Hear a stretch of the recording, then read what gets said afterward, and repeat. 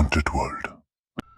वक्त कभी कभी इंसान को घुमाकर उसी चौखट पर लाकर खड़ा कर देता है जहां से उसने हमेशा के लिए भागने की कोशिश की हो। रमेश और उसकी पत्नी सुमन पूरे 20 साल बाद शहर से अपने इस पुश्तैनी गांव रामपुर लौटे थे। शहर में रमेश का बहुत बड़ा बिजनेस था, शोहरत थी, रुतबा था, लेकिन किस्मत ने ऐसा पलटा खाया कि रातों रात सब कुछ नीलाम हो गया। तो छुपने के लिए सिर्फ इस खंडहर हो चुकी पुश्तैनी हवेली का आसरा बचा। उन्हें यहां आए हुए पूरा 1 हफ्ता बीत चुका था, लेकिन उन दोनों को नहीं पता था कि गरीबी और बदनामी से बचने के लिए उन्होंने जिस हवेली में पनाह ली है वो दरअसल पत्थरों से बनी एक बहुत बड़ी कब्र है।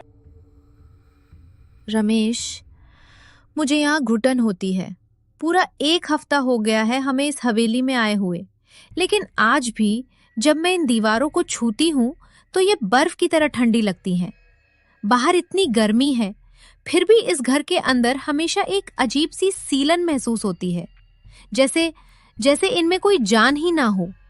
ये घर मरा हुआ लगता है। सुमन, प्लीज, मेरे पास पहले ही हजारों टेंशन है। बैंक वाले हमारे पीछे पड़े हैं, पुलिस कभी भी ढूंढती हुई आ सकती है। हमारा शहर का आलीशान घर छिन चुका है।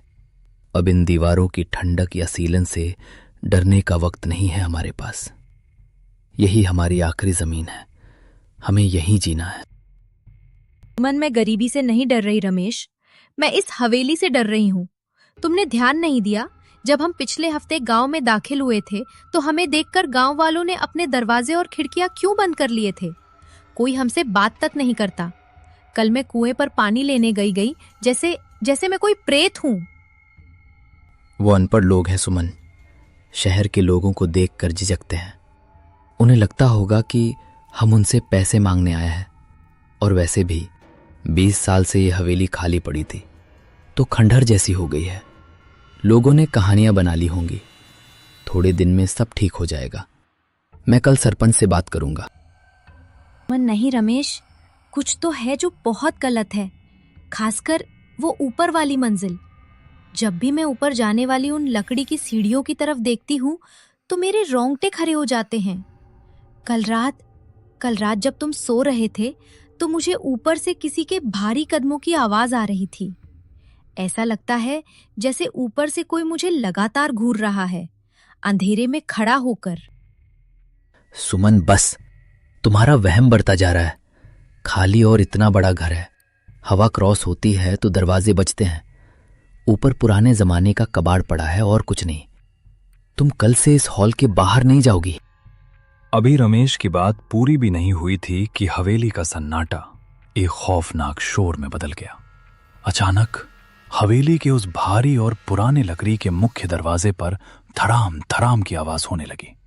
ऐसा लगा जैसे बाहर कोई पागलपन की हद तक उस दरवाजे को पीट रहा है, मानो उसे तोड़कर अभी अंदर घुस आएगा।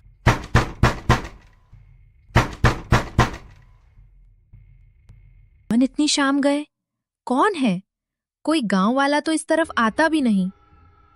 रमेश रुको, मैं देखता हूं, शायद सरपंच होगा। रमेश भारी कदमों से उस जंग लगे दरवाजे की ओर बढ़ा। जैसे ही उसने लोहे की भारी कुंडी को पूरी ताकत से खींचा, दरवाजा एक ऐसी चुर्र की आवाज के साथ खुला जिसने दोनों के कलेजे कंपा दिए। बाहर तूफानी हवा के बीच एक साया खड़ा था। कौन है आप?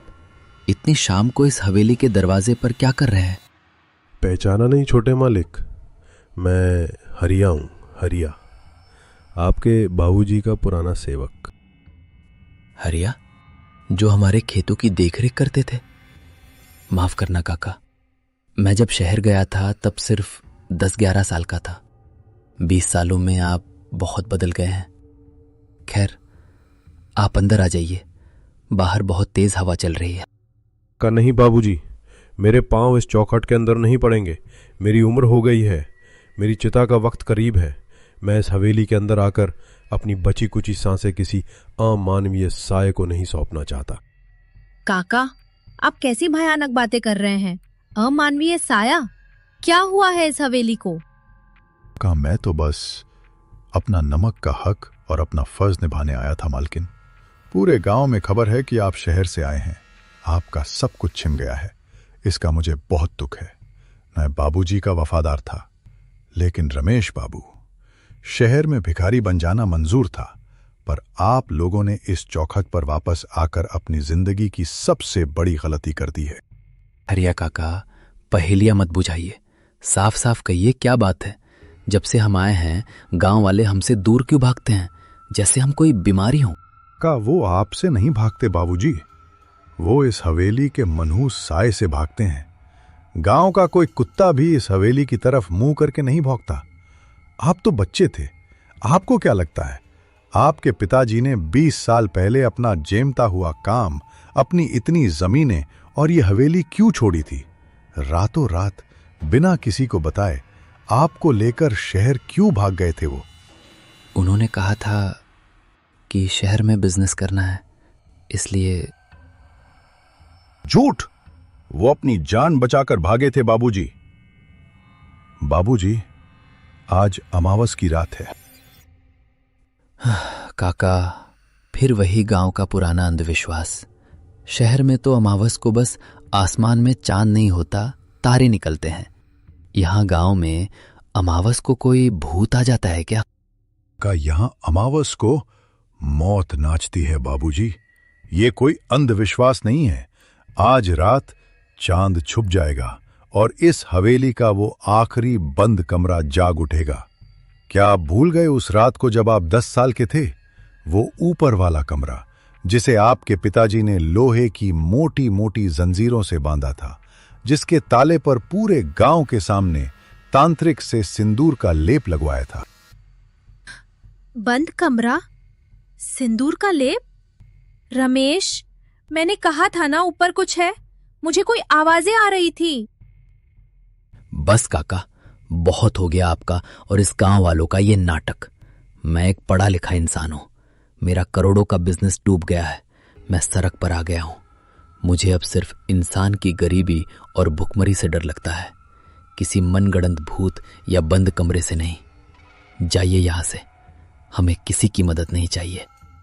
चेतावनी साफ थी, खतरा बड़ा था, लेकिन रमेश के भीतर का शहरी अहंकार अब भी उसकी आंखों पर पट्टी बांधे हुए था। उसने हरिया काका की बातों को एक बूढ़े का पागलपन समझा और गुस्से में आकर उस भारी दरवाजे को उनके मुंह पर जोर से बंद कर दिया। रमेश, तुमने उन्हें क्यों भगा दिया? वो इतने बूढ़े हैं, वो झूठ क्यों बोलेंगे? वो सच कह रहे थे। इस हवेली में कोई और भी है हमारे अलावा। हमें उनके साथ मंदिर चले जाना चाहिए था। चुप करो सुमन, कोई भूत नहीं होता। अगर हम रात में बाहर गए तो हो सकता है गांव वाले ही हमारे पास बचे खुचे पैसे लूट ले। रात बहुत हो गई है, चलो अंदर जाकर हॉल में सोते हैं। कल सुबह मैं खुद उस ऊपर वाले कमरे को जाकर खोलूंगा और देखूंगा कि अंदर क्या कबाड़ भरा है। रमेश ने उस चेतावनी को अपनी समझदारी और अपने अहंकार के तले कुचल दिया था। सूरज पूरी तरह ढल चुका था और वो अमावस की काली रात हवेली को निगलने के लिए अपना मुंह खोल चुकी थी। हवेली के ऊपर वाले उस बंद कमरे में पूरे 20 साल बाद किसी ने इंसान के ताजे खून की महक महसूस कर ली थी और अब वो आजाद होना चाहता था। रात के 12 बज चुके थे। हवेली में पहला सन्नाटा इतना गहरा और मनहूस था कि सुई गिरने की आवाज भी किसी धमाके जैसी लगती। पूरे घर में मौत जैसी ठंडक फैल रही थी, एक ऐसी ठंडक जो शरीर को नहीं बल्कि सीधे रूह को कंपा रही थी। रमेश ने अपने अहंकार में हरिया काका को भगा तो दिया था, लेकिन उसके अंदर का वो 10 साल का डरा हुआ बच्चा अब भी कांप रहा था। और तभी हवेली के उस मुर्दा सन्नाटे को चीरती हुई छत के ऊपर से एक भारी आहट आई।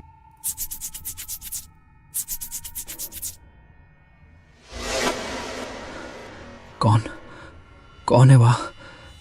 क्या सच में ऊपर कोई है? डर इंसान के दिमाग को सुन्न कर देता है, लेकिन रमेश को लगा जैसे कोई अदृश्य ताकत उसे ऊपर खींच रही हो। उन अंधेरी और घुमावदार सीढ़ियों पर चढ़ने लगा। पुरानी लकड़ी की चरमराहट चीखों जैसी लग रही थी। हर सीढ़ी के साथ 20 साल पुराना सड़ा हुआ अंधेरा उसके गले को दबा रहा था।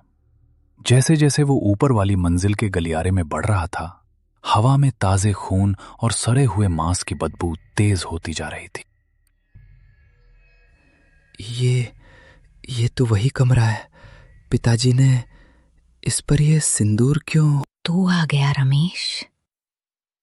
मैंने 20 साल तेरा इंतजार किया है।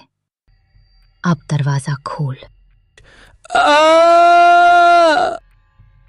उस शैतानी आवाज ने रमेश के शहर के रुतबे और उसके सारे घमंड को एक ही पल में राख कर दिया और उस घुप अंधेरे ने उसे निगल लिया। वो पागलों की तरह सीढ़ियों से नीचे भागा।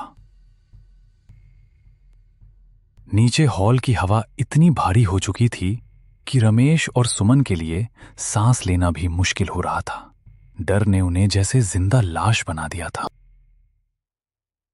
सुमन, वो ताला हवा में झूल रहा था और किसी ने दरवाजे के आर पार बिल्कुल मेरे कान के पास आकर कहा, तू आ गया रमेश, तू बड़ा हो गया है, लेकिन मैंने इंतजार किया है। सुमन, हरिया काका सच कह रहे थे। ऊपर कोई इंसान नहीं है। उन दोनों की सांसें अभी थमी भी नहीं थीं कि अचानक हवेली की छत इतनी जोर से कांपी मानो आसमान से कोई चट्टान गिरी हो। और फिर अंधेरी सीढ़ियों के ऊपर से एक बहुत ही पुरानी खून से सनी पायल छन ठक छन करते हुए नीचे आई और ठीक उनके दरवाजे के बाहर आकर रुक गई। उस दरवाजे के पार मौत खड़ी थी। 30 साल पहले तेरा बाप रात के अंधेरे में तुझे यहां से बचा कर ले गया था। उसने मुझे इन लोहे की जंजीरों में कैद करके भूखा छोड़ दिया था। लेकिन आज तू खुद चलकर मेरे पास आया है। अब तू मेरी 20 साल पुरानी प्यास बुझाएगा। रात भर वो दोनों पति पत्नी जमीन पर एक कोने में सिकुड़े रहे।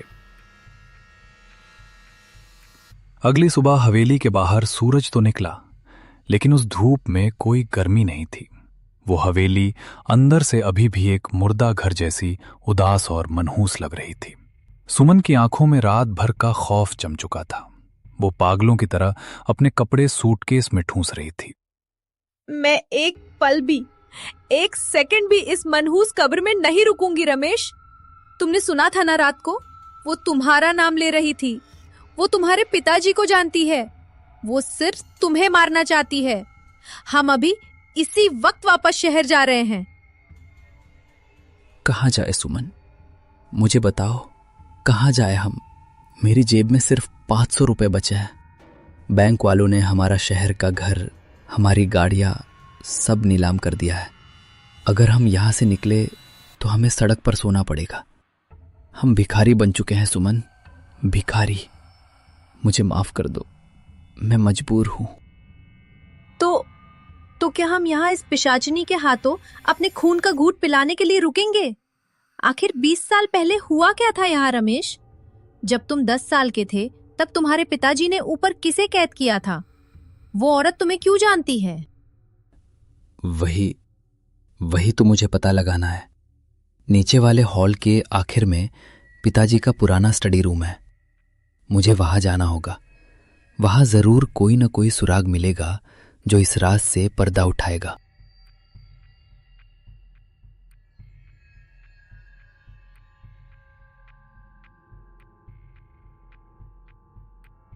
बीस साल से बंद उस स्टडी रूम में सिर्फ धूल, मकड़ी के जाले और एक पिता का सबसे भयानक राज दफन था।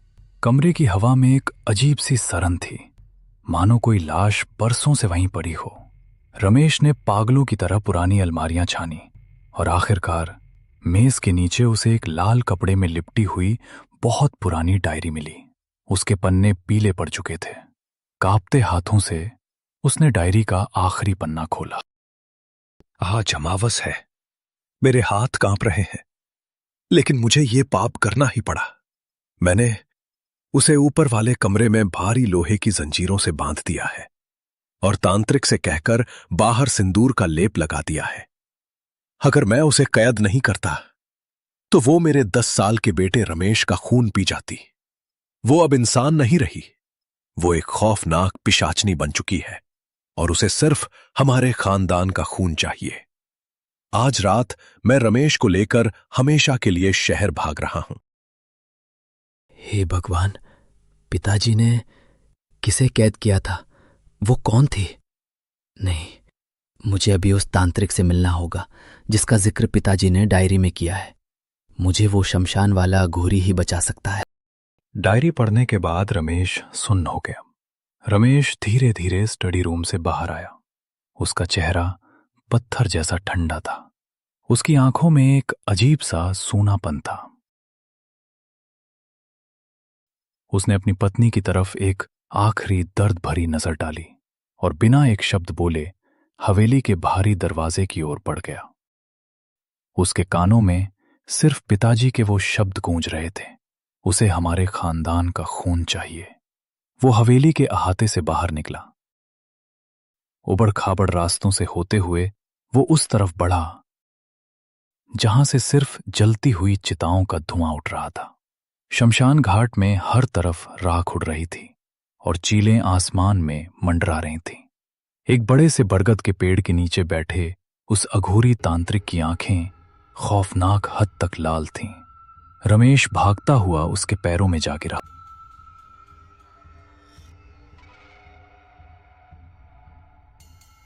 बाबा, बाबा मेरी मदद कीजिए। मैं हवेली वाला रमेश हूं। बीती रात ऊपर वाले बंद कमरे से। चुप, मुझे सब पता है। तूने 20 साल बाद उस मनहूस चौखट पर कदम रखकर अपनी मौत को नींद से जगा दिया है। शहर वाले, तेरे खून की महक अब उस बंद दरवाजे के पार पहुंच चुकी है। बाबा, मेरे पिताजी ने अपनी डायरी में लिखा है कि उन्होंने किसी पिशाचनी को कैद किया था, पर वो है कौन और वो मुझसे क्या चाहती है? वो कौन है? वो है जिसे तुम्हारे ही खानदान के लालच ने कभी खून के आंसू रुलाया था। जब इंसान का दर्द हदों को पार कर जाता है रमेश, तो वो मरने के बाद सिर्फ एक प्रेत नहीं, एक श्राप बन जाता है। तेरे बाप ने मेरे दिए सिंदूर की बेरियों से उसे 20 सालों तक रोक तो लिया, लेकिन बीती रात तूने उस कमरे के ताले को छूकर अपना नाम उस पिशाचनी के दिमाग में छाप दिया है। अब वो बिना तेरी जान लिए शांत नहीं होगी। मुझे बचाइए बाबा, मेरी पत्नी सुमन का कोई कसूर नहीं है। मैं यहां से जाना चाहता हूं, मुझे कोई उपाय बताइए। ये कील ले जा। आज सूरज ढलने से पहले नीचे वाले अपने कमरे के दरवाजे के ठीक बीच में से गाड़ देना। ये सिर्फ आज रात तक उस पिशाचनी को तुम्हारे कमरे में आने से रोकेगी। लेकिन ध्यान से सुन ले, ये सिर्फ मौत को कुछ घंटों के लिए टालने का जुगाड़ है। तो आखिरी उपाय क्या है बाबा? मुझे क्या करना होगा इस श्राप को खत्म करने के लिए? जिस ताले को तूने छेड़ा है उसे अब तुझे ही खोलना होगा। तुझे आज रात ठीक 12 बजे के बाद उस बंद कमरे के अंदर जाना होगा रमेश, और उसका वो सामान ढूंढना होगा जिससे उसकी रूह इस हवेली से बंधी है। अगर कल सुबह का सूरज निकलने से पहले तूने वो सामान ढूंढकर नहीं जलाया तो ये कील भी तुम्हारी जान नहीं बचा पाएगी और तुम दोनों पति पत्नी सुबह तक जिंदा नहीं बचोगे। राज खुल चुका था, लेकिन बचने का रास्ता मौत के जबड़े के ठीक अंदर से होकर गुजरता था। क्या रमेश अपने अहंकार और डर को भुलाकर उस खौफनाक बंद कमरे का ताला खोलने की हिम्मत कर पाएगा?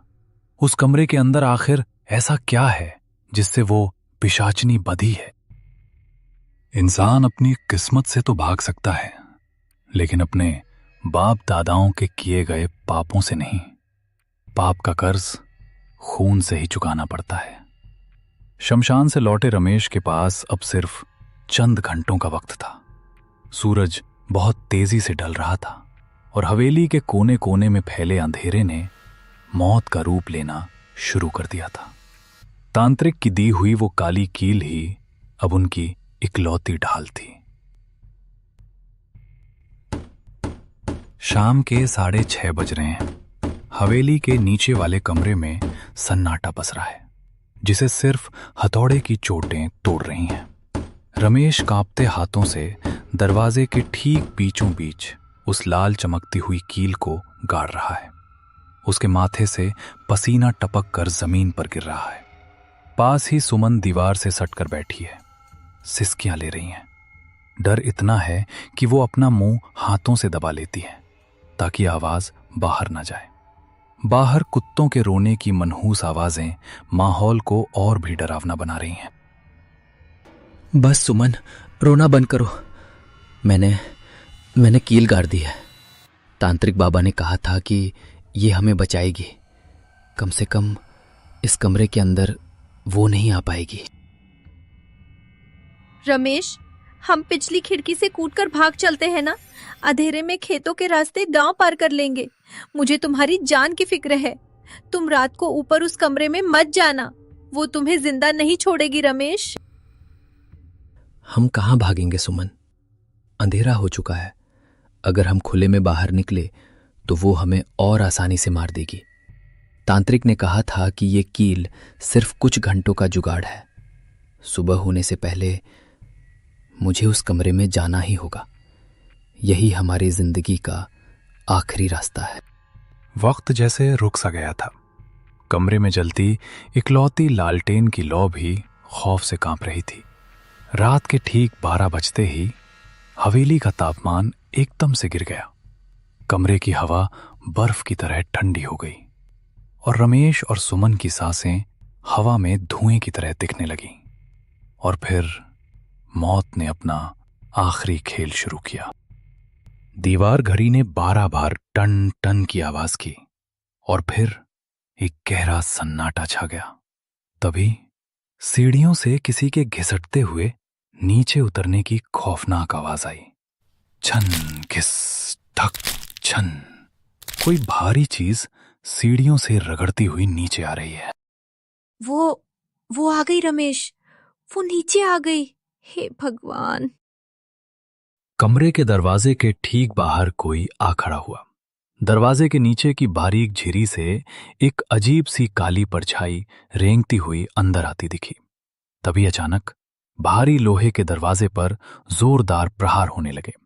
ताला बाहर से पागनों की तरह हिलने लगा, जैसे कोई उसे उखाड़ देना चाहता। रमेश, दरवाजा खोल। तेरी रगों में उसी गद्दार का खून है जिसने मुझे तड़पा तड़पा कर मारा था। तूने मेरा राज जानना चाहा था ना? दरवाजा खोल रमेश। आज तेरा खून पीकर मेरी 20 साल पुरानी प्यास बुझाएगी। दरवाजा जोर जोर से हिल रहा है। पुरानी लकड़ी चटकने लगी है।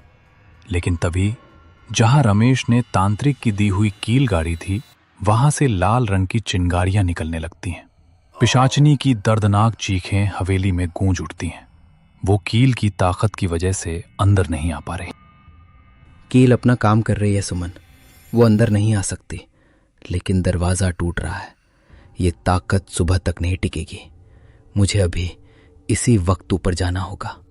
वो नीचे दरवाजे पर खड़ी है तो सीढ़ियां खाली होंगी। यही मौका है। नहीं रमेश, तुम पागल हो गए हो। तुम बाहर कैसे जाओगे? मैं पीछे की खिड़की से छज्जे पर जाऊंगा और बाहर से बालकनी के रास्ते ऊपर पहुंचूंगा। सुमन, अगर मैं सुबह तक वापस ना आऊं तो सूरज निकलते ही ये हवेली छोड़कर भाग जाना। पीछे मुड़कर मत देखना। रमेश धीरे से खिड़की खोलकर बाहर निकलता है। वो लोहे की पुरानी और जंग लगी सीढ़ियों के सहारे ऊपर वाली मंजिल की बालकनी में पहुंच जाता है। हवेली के अंदर से पिशाचनी की चीखें अभी भी आ रही है। रमेश के दिल की धड़कन किसी नगाड़े की तरह तेज बज रही है। धुप दुप दुप दुप। हवेली की वो ऊपरी मंजिल जहां पिछले 20 सालों से न सूरज की रोशनी पहुंची थी न इंसानों के कदम, और सामने था वो मनहूस बंद कमरा। ताला टूट चुका था और दरवाजा हल्का सा खुला था। अंदर से मौत की ऐसी सड़ांध आ रही थी जैसे कई लाशें एक साथ सड़ रही हों। रमेश ने कांपते हाथों से उस भारी दरवाजे को धक्का दिया। हे भगवान, कितनी भयानक बदबू है यहाँ। तांत्रिक ने कहा था कि मुझे वो सामान ढूंढना है जिससे उसकी रूह बधी है, पर यहाँ क्या हो सकता है? कमरा किसी टॉर्चर रूम जैसा लग रहा है। दीवारों पर नाखूनों के गहरे निशान हैं, जैसे कोई बरसों तक बाहर निकलने के लिए तड़पा हो। बीचों बीच एक पुरानी लोहे की चारपाई है जिस पर मोटी जंजीरें लटकी हैं। जमीन पर सूखे खून के काले धब्बे हैं। तभी रमेश की नजर चारपाई के नीचे रखे एक पुराने लकड़ी के संदूक पर पड़ती है। ये संदूक, शायद इसी में वो राज छुपा हो। रमेश घुटनों के बल बैठकर संदूक खोलता है। अंदर एक लाल रंग का पुराना, खून और आंसुओं से सना हुआ शादी का जोड़ा रखा है। उसके ऊपर एक धूल भरी तस्वीर है। रमेश तस्वीर साफ करता है और उसका चेहरा खौफ से सफेद पड़ जाता है। रमेश, ये तो मेरे पिताजी है, और साथ में ये औरत मेरी पहली पत्नी गौरी। बड़ी माँ, पिताजी ने अपनी पहली पत्नी को इस कमरे में जंजीरों से बांधकर भूखा प्यासा मार डाला था, सिर्फ इसलिए क्योंकि वो उन्हें कोई बच्चा नहीं दे सकी। हे भगवान, कितनी बेरहमी से तरपाया गया था इन्हें। हम अपने ही बाप के पाप की सजा भुगत रहे हैं। सच का पर्दा तो उड़ चुका था, लेकिन रमेश ये भूल गया था कि वो इस वक्त मौत के कमरे के बिल्कुल बीचों बीच बैठा है। और अचानक हवेली के नीचे वाले दरवाजे से आने वाली वो पीटने की आवाजें एकदम बंद हो गईं। सन्नाटा इतना गहरा हो गया कि रमेश को अपनी पलकें झपकने की आवाज भी सुनाई देने लगी। तभी अचानक कमरे में घुप अंधेरा छा जाता है। रमेश के ठीक पीछे उसकी गर्दन के बिल्कुल पास से किसी के बहुत भारी और ठंडी सांस लेने की आवाज आती है। कमरे का तापमान इतना गिर गया कि रमेश के हाथ सुन्न होने लगे। पायल की छन छन की आवाज अब उसके ठीक कान के पीछे बज रही थी। तूने मेरा राज जान लिया रमेश। तेरी माँ ने मेरी कोख का हक छीना था और तेरे बाप ने मेरी जिंदगी। तू उनका खून है, अब तू मरेगा। रमेश चीखते हुए मुड़ता है, लेकिन दिशाजनी उसे संभलने का मौका नहीं देती। एक भयानक सड़ी हुई लाश जैसी औरत उसे हवा में उठा लेती है। उसके सफेद आंखें और बिखरे बाल अंधेरे में चमक रहे हैं। पिशाचनी के सड़े हुए नाखून रमेश के गले में धंसने लगते हैं। छोड़ो मुझे, छोड़ो। रमेश तड़प रहा है। उसकी आंखों के आगे अंधेरा छा रहा है। तभी उसे जमीन पर पड़ा वो लाल जोड़ा दिखता है। तांत्रिक की आवाज उसके दिमाग में गूंजती है, उसका सामान जला देना रमेश। रमेश की जेब से लाइटर निकालता है।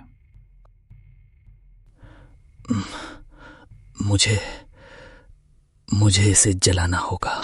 पिशाचनी रमेश का गला और जोर से भींचती है। रमेश एक हाथ से उसका हाथ पकड़कर खुद को छुड़ाने की कोशिश करता है और दूसरे से जीभ से लाइटर निकालता है और कांपते हाथों से वो उसे उस लाल जोड़े पर फेंक देता है। लाइटर गिरते ही आग भड़क उठती है। पिशाचनी का गला फाड़ देने वाला चिल्लाना हवेली की दीवारों को हिला देता है। नहीं, जल रहा है, मेरा शरीर जल रहा है। जैसे ही वो 20 साल पुराना जोड़ा जलकर राख होने लगता है, पिशाचनी रमेश को छोड़ देती है। रमेश जमीन पर गिरकर बुरी तरह खांसने लगता है। आग की लपटों के बीच पिशाचिनी का शरीर राख बनकर हवा में उड़ने लगता है और उसकी चीखें धीरे धीरे सन्नाटे में बदल जाती हैं। रमेश दीवार का सहारा लेकर उठता है और उस कमरे से बाहर आता है। आसमान में सुबह की पहली किरण फूट रही है। रात का तूफान थम चुका है। वो नीचे आता है जहां सुमन दरवाजा खोलकर उसकी तरफ दौड़ती है और उसे कसकर गले लगा लेती है। दोनों फूट फूट कर रोने लगते हैं। आग ने सिर्फ उस पुरानी चुनरी को ही नहीं जलाया था, बल्कि 20 साल पुराने उस श्राप को भी भस्म कर दिया था। रमेश के पिताजी ने जो पाप बोया था, उसकी सजा रमेश ने काट ली थी। हवेली का वो बंद कमरा और उसमें कैद वो दर्द अब हमेशा के लिए आजाद हो चुका था। हवेली अब डरावनी नहीं, बल्कि एक शांत कब्र जैसी लग रही थी, जहां सब कुछ समाप्त हो चुका था।